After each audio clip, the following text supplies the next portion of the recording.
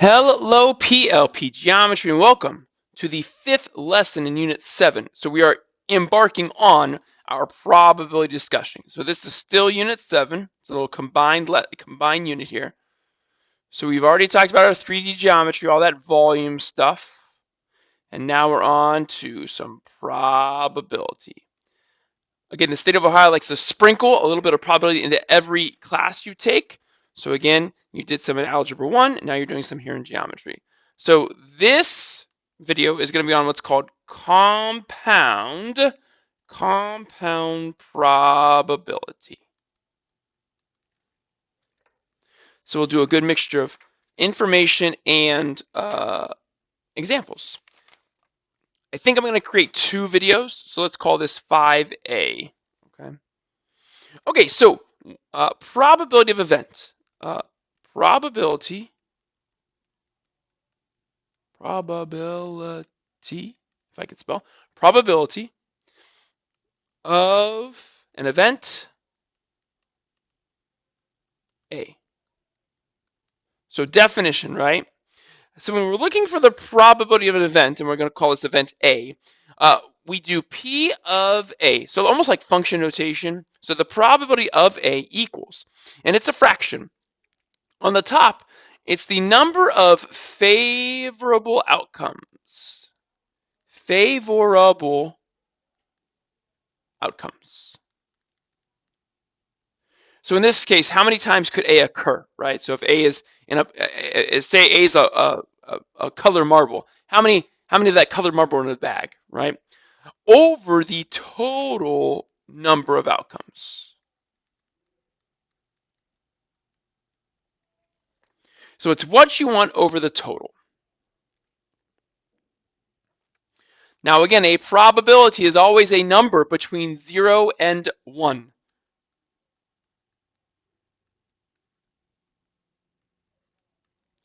Or 0% and 100%. Again, 0 means it's never going to happen, 1 means it's always going to happen, and you have the different probabilities in between, right? Okay, so now let's discuss this idea of what's called mutually exclusive. So if we take a look at two events, and we know that these two events are mutually exclusive, or we could tell that these two events are mutually exclusive.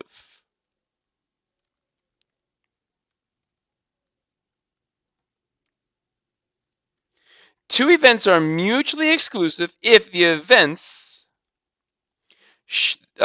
or these are events that share no common outcomes. No common outcomes. They can't occur at the same time, is what we're saying.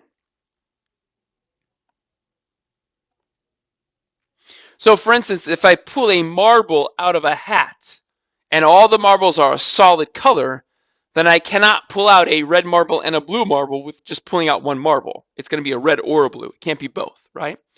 Now, we're going to use some Venn diagrams to illustrate these ideas. So if I use a Venn diagram here, so the rectangle is all of the outcomes that are possible. And here I'm going to have two circles. These two circles represent an event. The first circle represents the event A. The second circle represents the event B. Notice that these two have no overlap. When you typically have a Venn diagram, there's typically a space where they overlap, right? They don't. So because they have no overlap, right, this is why we call them mutually exclusive. Now, if I want to find the probability of A or B happening, okay, that'll be the probability of A happening plus the probability of B. We just simply add these two probabilities. Be aware that the symbol for OR is also this U. It's called union. Okay. Now, because these two events don't overlap, the probability of A and B occurring is going to be 0, right? There's no overlap. They have no events or no outcomes in common. The symbol for an and is an upside down U, like that.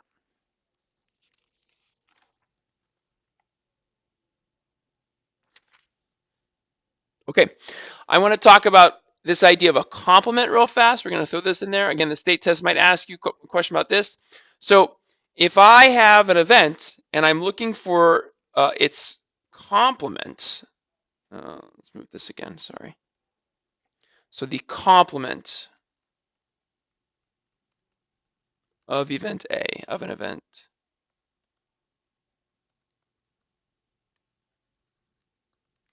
So a complement of event is all outcomes not included. All outcomes not included. So if we want A to happen, then the complement of A is all of the events where A doesn't occur, all the outcomes where A doesn't occur. So if we take a look at a Venn diagram this time, so if this is the sample space, or all the outcomes that can occur, if A is in this circle, then A complement, which is A with like an exponent of like a capital C, is all the outcomes that are not A. So to find the probability of a complement, or the complement of A, you take 1, which is everything, which is all of the outcomes, and you subtract the probability of A occurring. So again, kind of an oddball there, but just want to kind of throw that out at you. Okay, so now we talked about mutually exclusive. Now let's talk about non-mutually exclusive. So now, what if two events are non-mutually exclusive events?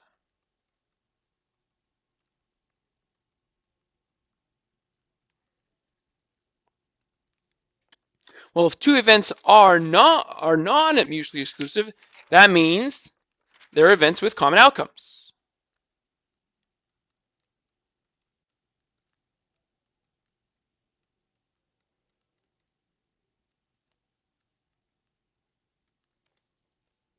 So they have common outcomes.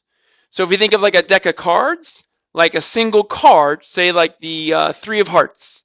The 3 of hearts is a 3 and it's a heart. So it has, so being a heart and being a 3 would be non-mutually exclusive because there's a card in the deck that is both of them. So when you take a look at this Venn diagram, so now, again, sample space, now you're going to have your two circles overlapping. So this part out here is A only, this part out here is B only, and then you have the space in the middle. And that space in the middle is the A and B section. A and B. It's the overlap.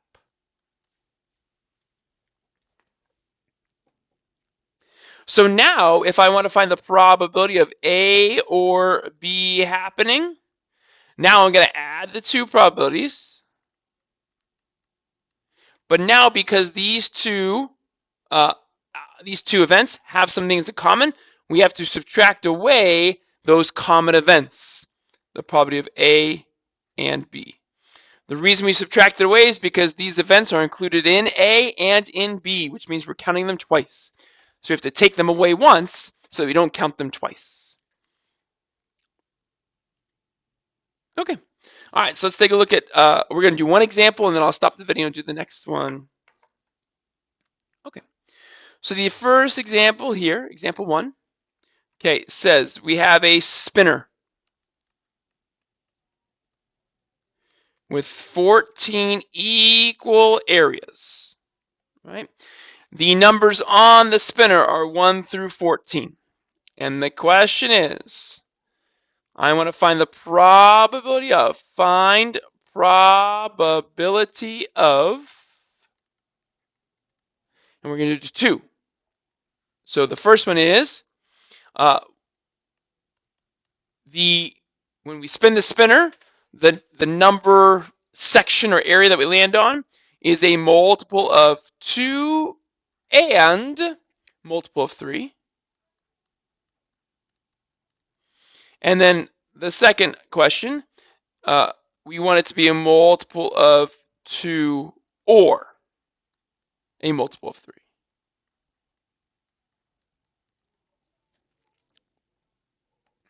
All right, so I'm going to list out the numbers and then I'll change colors and do each problem. Okay, so 1, 2, 3, 4, 5, 6, 7, 8, 9, 10, 11, 12, 13, 14. So what I would like to do is I would like to find, right, all the multiples of 2 and all the multiples of 3. So to be a multiple of 2, we're just going to count by 2's. So 2, 4, 6, 8, 10, 12, 14. And to find the multiples of 3, we're just going to count by 3's. So 3, 6, 9, 12, 14. So right now, you should be able to tell that these two events, a multiple of 2 and 3, are non-mutually exclusive. Non-mutually exclusive. And the reason is you have two numbers that are both multiples of 2 and 3. That's 6 and 12. So there is some overlap here. Okay? Okay, so now let's do each question. So I'll do A right here. So we want to find the probability of, and I'll just put a multiple, so m of 2, and, I'm going to use this symbol, and a multiple of 3. Okay. Well, that's going to be these two numbers. So 2 out of a total of 14 numbers. We typically like our fractions to be simplified, so you can use Desmos to do that, or your brain, divide by 2, we get 1/7. So there's a 1 out of 7 chance that when you spin the spinner, you're going to get a number that's a multiple of 2 and 3. Now, with and probabilities, they're usually slim because both things have to occur. And that just means there's less opportunity for that to happen. Okay, now B. Now B is saying or, right? It's a multiple of 2 or a multiple of 3. So I'm going to find the probability that I'm a multiple of 2 or a multiple of 3. Well, to do this, I'm going to first find the probability that I'm a multiple of 2.